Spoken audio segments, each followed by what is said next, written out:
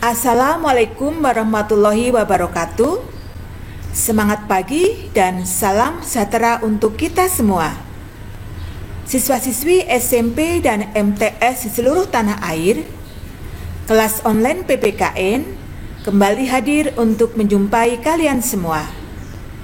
Kali ini kita akan membahas menumbuhkan kesadaran terhadap Undang-Undang Dasar Negara Republik Indonesia tahun 1945, bagian yang pertama. Siswa sekalian, subpokok bahasan yang akan kita bahas di hari ini yaitu kedudukan dan makna pembukaan Undang-Undang Dasar tahun 1945. Sedangkan untuk subpokok bahasan yang lainnya akan kita bahas pada video yang akan datang. Siswa-siswi sekalian, kita mulai pembahasan kita dengan pengertian konstitusi. Konstitusi dalam negara adalah sebuah norma sistem politik dan hukum bentukan pada pemerintah negara yang biasanya dikodifikasikan sebagai dokumen tertulis. Sebagai dokumen tertulis, konstitusi tertulis disebut Undang-Undang Dasar. Di samping konstitusi tertulis, dalam sebuah negara terdapat konstitusi tidak tertulis, yaitu aturan dasar yang timbul dan terpelihara dalam praktek penyelenggaraan negara meskipun tidak tertulis. Konstitusi tidak tertulis biasa disebut konvensi. Siswa sekalian, konstitusi yang berlaku di negara Indonesia saat ini dinamakan Undang-Undang Dasar Negara Republik Indonesia tahun 1945. Sebelum amandemen, sistematika Undang-Undang Dasar tahun 1945 terdiri atas pembukaan, batang tubuh, dan penjelasan. Sedangkan sesudah amandemen, sistematika Undang-Undang Dasar tahun 1945 terdiri atas pembukaan, pasal-pasal. Siswa sekalian, lalu apakah hubungan pembukaan Undang-Undang Dasar tahun 1945 dengan proklamasi? Hubungan proklamasi dan pembukaan Undang-Undang Dasar tahun 1945 dapat diamati dari isi kedua naskahnya. Proklamasi memuat dua hal pokok, yaitu pernyataan kemerdekaan bangsa Indonesia, tindakan yang harus dilakukan dengan pernyataan kemerdekaan tersebut. Pembukaan Undang-Undang Dasar tahun 1945 pada alinea ke-1 sampai dengan alinea ke-3 merupakan uraian terperinci dari kalimat pertama proklamasi dengan penjelasan sebagai berikut. Alinea ke-1 diawali dengan pernyataan bahwa kemerdekaan adalah hak segala bangsa. Alinea kedua, alasan perjuangan kemerdekaan bangsa Indonesia telah sampai pada saat yang menentukan. Alinea ketiga, kemerdekaan merupakan anugerah Tuhan Yang Maha Esa. Sedangkan pada pembukaan Undang-Undang Dasar tahun 1945, alinea keempat merupakan uraian terperinci dari kalimat kedua proklamasi dengan penjelasan sebagai berikut. Tindakan yang harus segera dilakukan antara lain dengan menetapkan Undang-Undang Dasar Negara Republik Indonesia tahun 1945 yang memuat pembukaan. siswa-siswi SMP dan MTS di seluruh tanah air, dalam tertib hukum Indonesia, pembukaan Undang-Undang Dasar memiliki kedudukan yang lebih tinggi dari pasal-pasal karena pembukaan Undang-Undang Dasar tahun 1945 merupakan pokok kaidah negara yang fundamental, States Fundamental Norm, bagi negara Indonesia. Pokok kaidah negara yang fundamental mempunyai kedudukan yang tetap, kuat, dan tidak berubah bagi negara yang telah dibentuk. Sehingga sebagai pokok kaidah negara yang fundamental, pembukaan Undang-Undang Dasar tahun 1945 hanya dapat diubah atau diganti oleh pembentuk negara.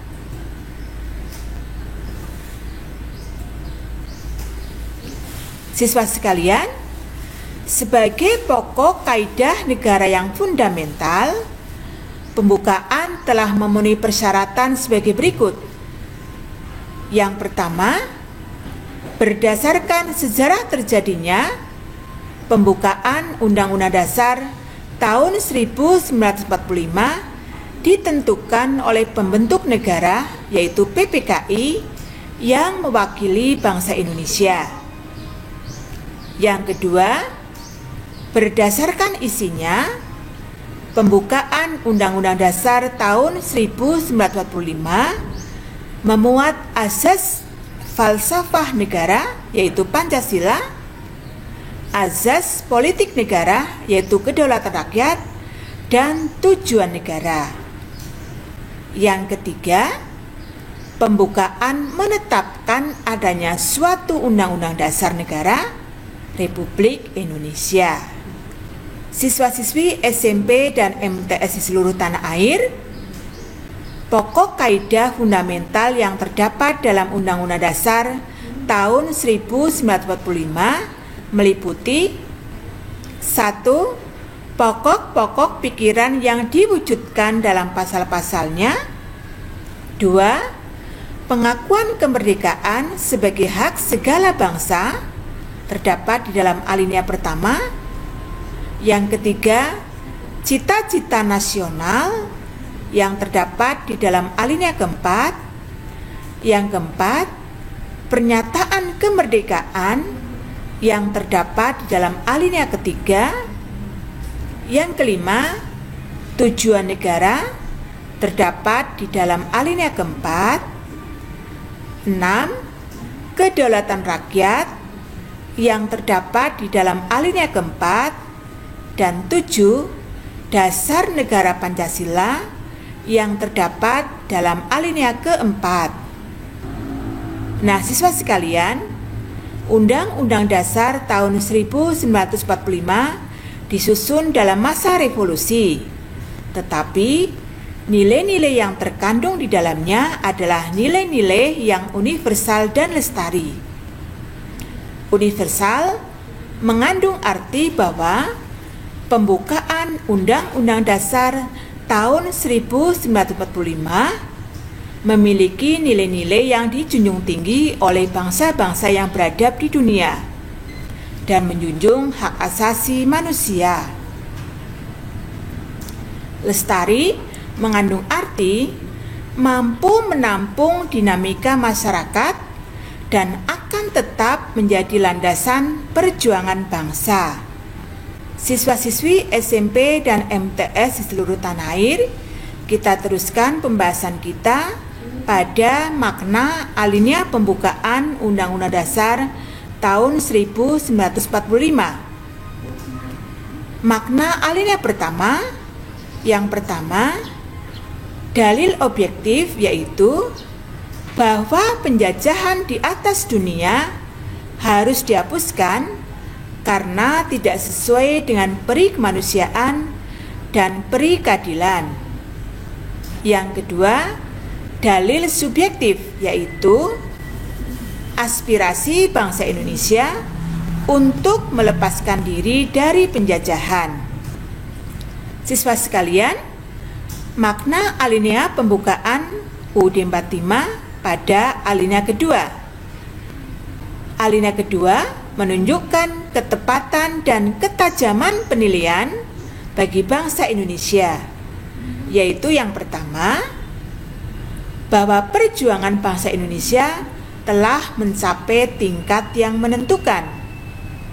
Yang kedua, bahwa momentum yang telah dicapai harus dimanfaatkan untuk mencapai kemerdekaan. Yang ketiga, bahwa kemerdekaan harus diisi dengan mewujudkan negara Indonesia yang bersatu, berdaulat, adil, dan makmur. Selanjutnya, apa saja makna alinea ketiga pembukaan Undang-Undang Dasar tahun 1945? Alinea ketiga mengandung makna yang pertama, kemerdekaan bangsa Indonesia didorong oleh motivasi spiritual, yaitu kemerdekaan yang dicapai oleh bangsa Indonesia merupakan berkat rahmat Allah yang Maha Kuasa. Yang kedua, kemerdekaan bangsa Indonesia memuat motivasi real dan material, yaitu keinginan luhur bangsa Indonesia supaya berkehidupan yang bebas dari penindasan dan bebas menentukan nasibnya sendiri. Sedangkan makna alinea keempat pembukaan Undang-Undang Dasar tahun 1945, yaitu alinea keempat memuat prinsip-prinsip negara Indonesia yang meliputi: pertama, tujuan negara yang akan diwujudkan oleh pemerintah negara. Kedua, ketentuan diadakannya Undang-Undang Dasar. Ketiga, bentuk negara yaitu susunan negara Republik Indonesia yang berkedaulatan rakyat. Dan yang keempat, dasar negara yaitu Pancasila. Siswa-siswi SMP dan MTS di seluruh tanah air, demikian tadi pembahasan kita kali ini. Sampai jumpa lagi pada pembahasan pada kelas online PPKN berikutnya. Tetap semangat. Wassalamualaikum warahmatullahi wabarakatuh.